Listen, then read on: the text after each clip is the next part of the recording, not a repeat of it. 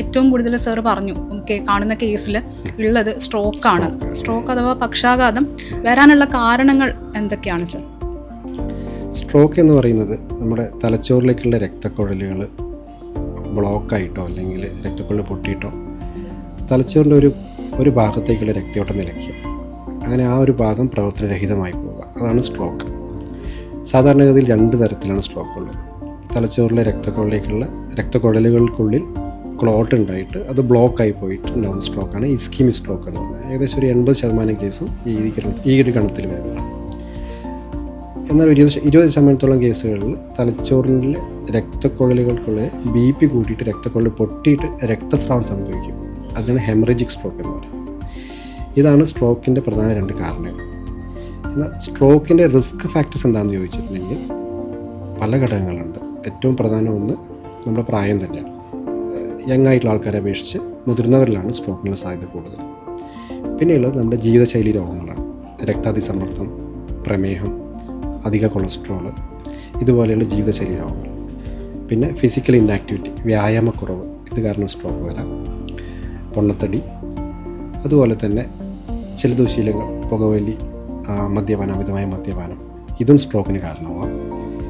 അതുപോലെ തന്നെ ചില അസുഖങ്ങൾ, ഹാർട്ട് റിലേറ്റഡായിട്ട് ചില അസുഖങ്ങൾ, രക്തം കട്ട പിടിക്കുന്ന ചില അസുഖങ്ങൾ, ഇങ്ങനെയുള്ള അസുഖങ്ങളുടെ ഭാഗമായിട്ടും സ്ട്രോക്ക് വരാം. സർ, ഇതിൻ്റെ ഏർലി സിംറ്റംസ് അല്ലെങ്കിൽ വാർണിംഗ് സൈൻസ് എന്ന് പറയുന്നത് എന്തൊക്കെയാണ്? സ്ട്രോക്കിൻ്റെ ലക്ഷണങ്ങളെ പറ്റി പറയുകയാണെന്നുണ്ടെങ്കിൽ പെട്ടെന്നായിരിക്കും സംഭവിക്കുക. അപ്പം രോഗികളുടെ കൂടെ വരുന്നവർ എപ്പോഴും പറയുന്നതാണ് 5 മിനിറ്റ് മുന്നേ ആൾ ഓക്കെ ആയിരുന്നു, പെട്ടെന്നാണ്. അതുപോലെ തന്നെയാണ് എപ്പോഴും സ്ട്രോക്ക് വരിക. ഏറ്റവും കോമൺ ആയിട്ട് കാണുന്നത് ബലക്കുറവ്, കയ്യോ കാലിനോ ബലക്കുറവ് ഉണ്ടാവുക, അല്ലെങ്കിൽ ഒരു സൈഡ് മൊത്തമായിട്ട് തളർന്നു പോവുക, അല്ലെങ്കിൽ വായ കൂടിപ്പോവുക, സംസാരിക്കുമ്പോൾ കുഞ്ഞിപ്പോവുക അല്ലെങ്കിൽ ഇടറിപ്പോവുക, കാണുന്നത് ഡബിളായിട്ട് കാണുമോ അല്ലെങ്കിൽ ഒരു ഭാഗം കാണാതിരിക്കുക, ഇരുട്ട് നിറഞ്ഞതുപോലെ കാണാതിരിക്കുക, ഭക്ഷണം കഴിക്കാനോ അല്ലെങ്കിൽ വെള്ളം കുടിക്കാനോ ശ്രമിക്കുമ്പോൾ തരുക്കി പോവുക, സംസാരത്തിനുള്ള വ്യതിയാനങ്ങൾ, നടക്കുമ്പോൾ ബാലൻസ് കിട്ടാതെ ഒരു സൈഡിലോട്ട് തെന്നി പോവുക, തലകറക്കം, ശരീരത്തിൻ്റെ ഏതെങ്കിലും ഒരു ഭാഗത്തോ അല്ലെങ്കിൽ ഒരു സൈഡിലോ മരവിപ്പോ തരിപ്പോ പെട്ടെന്ന് ഉണ്ടാവുക, ഇതൊക്കെ സ്ട്രോക്കിൻ്റെ ലക്ഷണങ്ങളാവും. അപ്പോൾ ഇതുപോലെ ലക്ഷണങ്ങൾ പെട്ടെന്നാണ് വരുന്നതെങ്കിൽ എപ്പോഴും സ്ട്രോക്ക് ഉണ്ടോ എന്നുള്ള സംശയിക്കണം.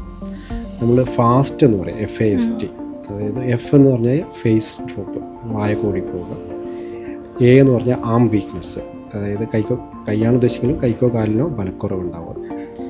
S എന്ന് പറഞ്ഞാൽ സ്പീച്ച് ഡിസ്റ്റർബൻസ്, പെട്ടെന്ന് ഉണ്ടാകുന്ന, ഒന്നിൽ സംസാരിക്കുമ്പോൾ ഇടറിപ്പോവുക അല്ലെങ്കിൽ സംസാരിക്കാൻ പറ്റാത്ത അവസ്ഥ വരിക. ഇങ്ങനെയുള്ള ലക്ഷണങ്ങൾ സ്ട്രോക്ക് ഉണ്ടെന്നുള്ളത് എപ്പോഴും പെട്ടെന്ന് നമ്മൾ സംശയിക്കണം.